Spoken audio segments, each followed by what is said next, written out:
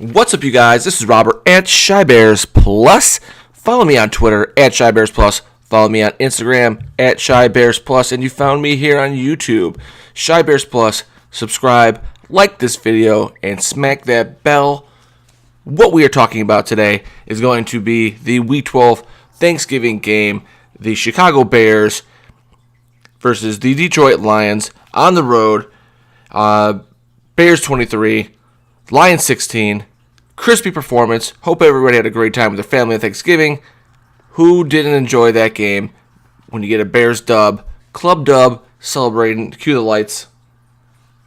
I don't have any lights. Okay. Anyway, my prediction, Shy Bears Plus, was 23-20, so we were dead on with the Bears score. Pretty close with the Lions. Not too shabby for a little pregame show on YouTube, right?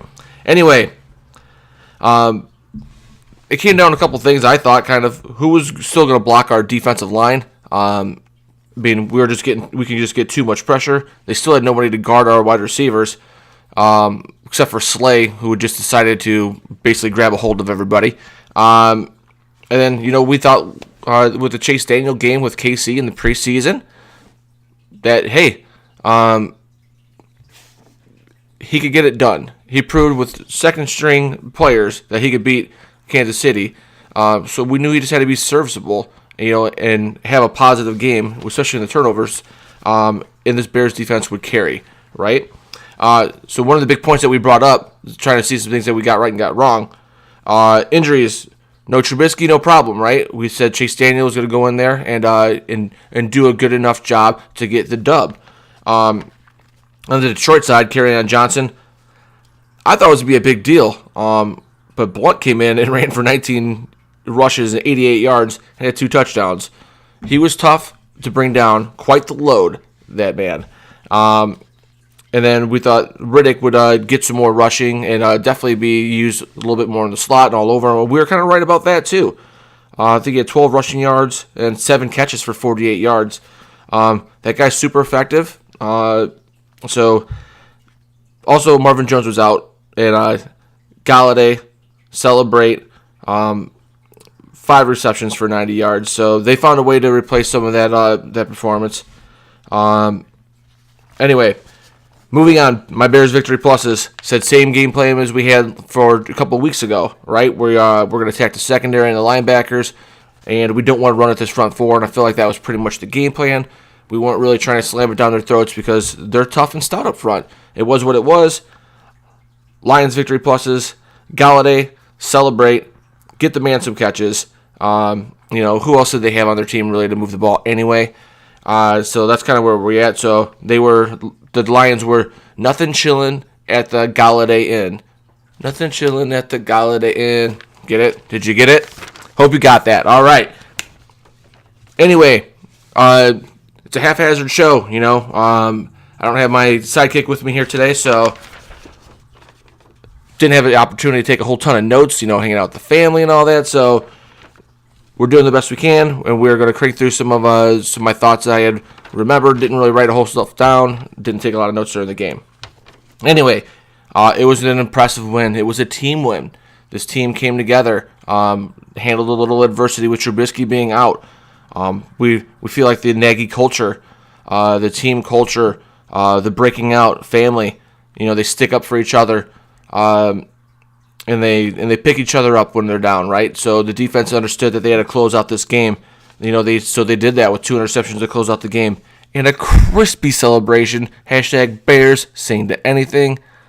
So lit, so crispy. Everybody loved it. Anyway, but yeah, Chase Daniel eventually took control of this game once he knocked a little bit of the rust off and was moving the ball right down the field. It was a lot closer. There were some drops here and there. There was a Trey Burton drop. There was a Cohen. Well, I guess there was a drop, but it was more. It could have been a little bit too much of a throw. But once Daniel got clicking and going, this Bears team was moving down the field in the second half, and I was sweating bullets. I'm not gonna lie. I was on a team worried for sure all game. It just the circumstances. We didn't have our best out there, so I was a little bit worried that whole game, but luckily we came through and went to club dub. Roquan Smith, it seemed he was everywhere. And when I looked and checked the stats before I did this real quick, 11 tackles, 1 sack, and a tackle for loss. It seems like this guy's getting 10 tackles every week the last 3 or 4 weeks. Really breaking onto the scene. I'd hope that we start seeing him in like the PFF rankings for top rookies. I feel like he's playing pretty well. He might start off a little bit slow, but seems to have a pretty good knack for his assignments now and filling holes and getting tackles. I know the last 2 games there's probably 2, wide open tackles in the middle, out in space where guys might have ducked under him a little bit. And one got away, one didn't. But it's small criticisms for Roquan at this point. He looks like he's a sideline to sideline back. Mac, no sacks. However, super productive and disruptive. He was taking on triple teams and double teams, allowing some other guys to get home. It just stinks that you wish you had 1, 2, 3, 4, 5 sacks on national TV. So just to help extra emphasize that the Bears are back on national TV for the entire country to watch. But you could feel that they are having so much fun on defense. You can almost feel the swagger coming out of the screen. To have these choreographed dances every single time you score a touchdown on defense, it's just like that feeling that they assume that they're going to get into the end zone again soon, right? So it's swag. It's the knowing that you're going to be good, that you're going to be great, and that you're going to score, and that you're going to get the job done. The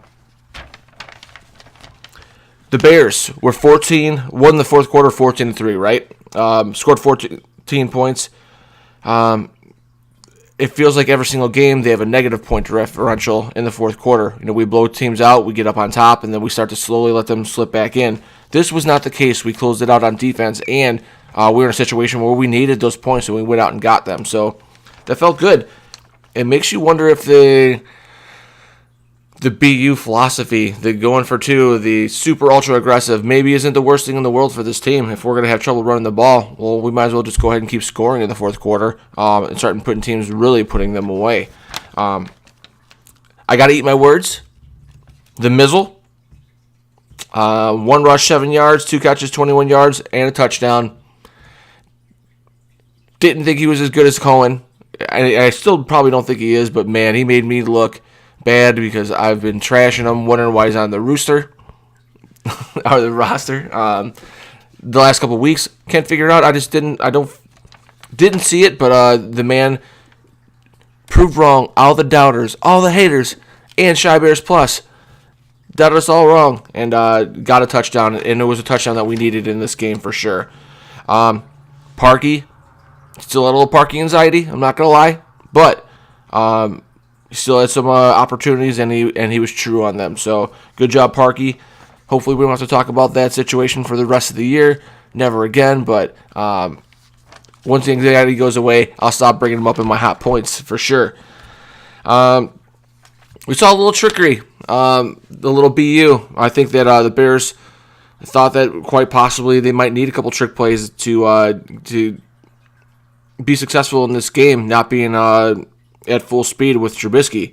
So we did see the Miller throwback pass, which is pretty dope. I think we learned that Chase Daniel isn't as fast as we thought he might be. It didn't seem like he was getting upfield quite too quickly to get that first down. I was like, fingers crossed, get there, please. And I heard that Eddie Jackson had a play again in the offense that they didn't pull the trigger on, and Chase Daniel was calling for it. It just turned out they were on the wrong hash. I don't know if they didn't practice from both sides or what the deal was, but I guess just the situation did not present itself. So it's got to be so fun to play for Nagy. It always feels like they got, district play going on, something like this or that. they're just it's unique and creative and fun. So hopefully that we take this fun all the way to the Super Bowl, right? I'm not calling for the Super Bowl quite yet, but at the end of this game, I still feel that we could compete with anyone. I think we're going to compete with the Rams, and on any given Sunday, if you're competing, you could possibly win. I mean, there's always factors like weather. If the LA's got to come here and deal with 15 degrees and snow, maybe they won't be running around. Maybe might not be that good for us either, right? But anyway, I'm enjoying this ride, having so much fun.